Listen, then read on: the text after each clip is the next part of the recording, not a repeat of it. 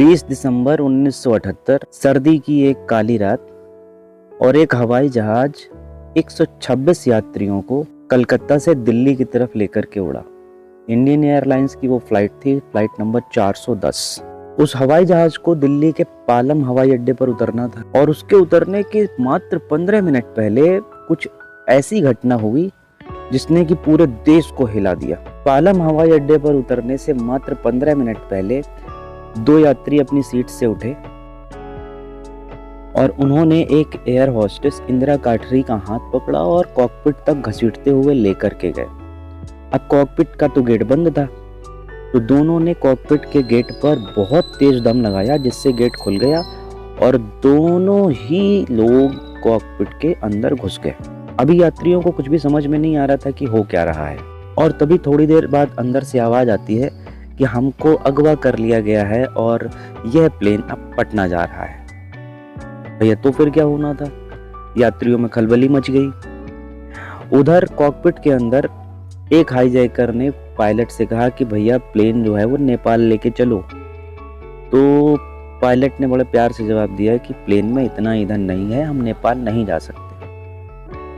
तो दोनों हाईजैकर्स जो थे उन्होंने शायद भूगोल पढ़ा नहीं था ढंग से, तो दूसरे ने तुरंत बोला नेपाल नहीं जा सकते, चलो बांग्लादेश लेके चलो। जो प्लेन नेपाल नहीं जा सकता था वो प्लेन बांग्लादेश कैसे जाता?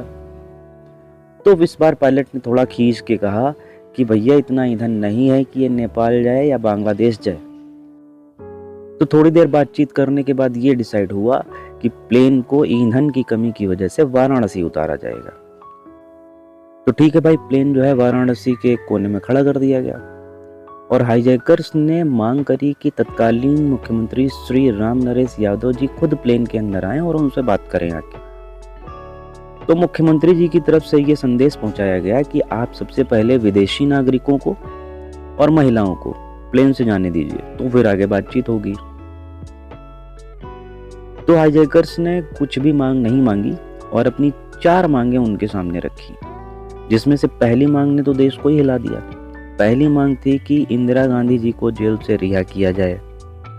दूसरी मांग थी कि उनके ऊपर जितने भी आरोप लगे हैं उनको पूरी तरह से खारिज किया जाए। और तीसरी मांग थी कि जनता पार्टी को बर्खास्त किया जाए। और चौथी मांग थी कि इस प्लेन में ईंधन भरा जाए और इसको लखनऊ ले जाया जाए और लखनऊ में उनको पत्रकारों से बात करनी दी जाए। इधर पूरे देश में यह खबर फैल ही चुकी थी कि एक हवाई जहाज हाईजैक हो चुका है। तो उस समय जनता पार्टी की सरकार थी और प्रधानमंत्री थे श्री मोरारजी देसाई। मोरारजी देसाई ने राम नरेश यादव जी को बोला कि आप इनकी कोई भी मांग नहीं मानेंगे और इनसे बातचीत करते रहिए। अच्छा, इधर प्लेन के अंदर क्या हुआ? प्लेन के अंदर यात्रियों को सारी सुविधाएं यूज करने से मना कर दिया गया। तो उसी में एक कानून मंत्री जी बैठे थे, उनको लगी थी बहुत तेज वॉशरूम। कानून मंत्री ने कहा ऐसा भैया तुम हमें गोली मारना हो गोली मार दो, लेकिन हम वॉशरूम तो जाके रहेंगे।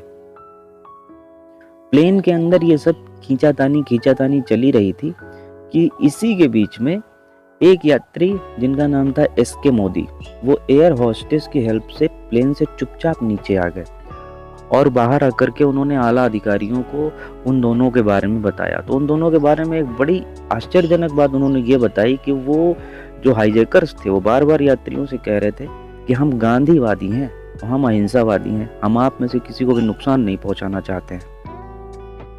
फिर पूरी रात यही सिलसिला चलता रहा। तो यात्रियों ने हाईजैकर से कहा कि देखो भाई, हमारे हो रहा है सफोकेशन और हमको उतरना है। तो पायलट ने इमरजेंसी लीवर नीचे खींचा। उसने जैसे ही इमरजेंसी लीवर नीचे खींचा वैसे कम से कम भड़बड़ा के 60-70 यात्री एकदम भाग लिए वहां से। तभी उनकी पहचान भी हो चुकी थी। उनमें से एक के पिता वाराणसी एयरपोर्ट पे आए और उन्होंने वायरलेस के थ्रू हाईजैकर से बात करी। तो हाईजैकर चुपचाप हाथ उठा करके इंदिरा गांधी जिंदाबाद के नारे लगाते हुए बाहर आ गए और अधिकारियों ने उनको गिरफ्तार किया। अधिकारियों ने उनके जो हथियार थे उनको जब्त किया। हथियार जब्त किए तो बड़े ही खतरनाक हथियार निकले। ऐसे हथियार की पूरे देश में उस समय सप्लाई नहीं हो रहे थे। हथियारों में उनको मिली 2 टॉय गन और एक क्रिकेट की लेदर बॉल, जिसको ऊपर से ऐसा कवर किया गया था कि वो बम लग रही थी। अब भाई साहब आप सोचिए कि इतनी बड़ी हाईजैकिंग पूरे देश में कभी हुई हो तो बताइए।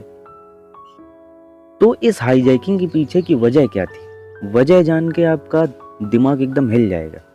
वजह थी माननीय प्रधानमंत्री इंदिरा गांधी जी। इस घटना के एक दिन पहले ही इंदिरा गांधी जी को गिरफ्तार किया गया था। सन 1975 में उनके ऊपर आरोप लगा था कि प्रधानमंत्री रहते हुए उनके बेटे संजय गांधी की एक मारुति लिमिटेड नाम की कंपनी थी। मारुति लिमिटेड पे एक जांच बैठी हुई थी और इंदिरा गांधी जी के ऊपर आरोप था कि प्रधानमंत्री रहते हुए उन्होंने उन अधिकारियों को जो जांच कर रहे थे उनको बहुत परेशान किया था। तो इंदिरा गांधी जी को गिरफ्तार किया गया था उसी के एक दिन पहले, और ये जो हाईजैकर्स थे ये इस गिरफ्तारी के एकदम खिलाफ थे। फिर जब जांच हुई तो जांच में पता चला कि कांग्रेस पार्टी के कुछ पदाधिकारियों ने इनको पैसे भी दिए थे, जिसमें से एक को 400 रुपए और एक को 200 रुपए मिले थे। उस समय 400 और 200 रुपए बहुत हुआ करते थे। दोनों हाईजैकर्स भोलानाथ और देवेंद्र को 9 महीने और 28 दिन की जेल हुई और कुछ ही समय बाद इंदिरा गांधी जी फिर से सरकार में आई और दोनों बाइज्जत बरी करे गए। दोनों का स्वागत हुआ, दोनों को विधानसभा चुनाव लड़ने का मौका दिया गया। दोनों ही लोगों ने अपने अपने विधानसभा क्षेत्रों से 2-2 बार चुनाव जीता। पूरे देश में इस बात का ऐसा मजाक बना कि यह हाईजैकिंग थी या स्काई जोकिंग। अब आप ये सोचिए कि अपराध और वफादारी में सिर्फ एक महीन लाइन का फर्क होता है। अक्सर वफादारी करने वाला ये भूल जाता है कि वो अपराध कर रहा है। शायद इसी को ही अंधभक्ति कहते हैं।